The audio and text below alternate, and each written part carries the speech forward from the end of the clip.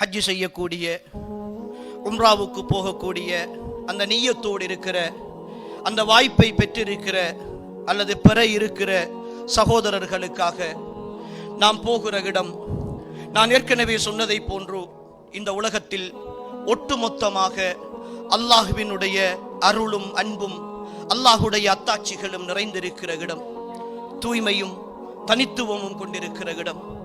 அந்த இடங்களுக்கு போகிற பொழுது நாமும் தூய்மையாக போக வேண்டும். இன்று சில சகோதரர்கள் உம்ராவுக்கு போகிற நோக்கமே, ஹஜ்ஜுக்கு போகிற நோக்கமே அங்கு சென்று ஏதாவது புகைப்படங்கள் எடுத்து சமூக வலைத்தளங்களில் பதிவு செய்து அதன் மூலமாக சில லைக்குகளையும் கமெண்டுகளையும் பெற்று இன்று நான் ஒரு ஹாஜி என்று, நான் உம்ராவுக்கு போயிருக்கிறேன், மக்காவிலே நிற்கிறேன், மதீனாவிலே நிற்கிறேன் என்ற விளம்பரங்களை தேடிக்கொள்கிற ஒரு நோக்கத்தோடு பலர்கள் பயணிப்பதையும் அல்லது சிலர்கள் அதை பொழுதுபோக்காக ஆக்கி கொண்டிருப்பதையும் அன்புக்குரியவர்களே நாம் பார்க்கிறோம். நினைவுக்காக சில புகைப்படங்களை எடுத்துக்கொள்கிறோம், சில விஷயங்களை பதிவு செய்து வைத்துக் கொள்கிறோம், தவறு கிடையாது.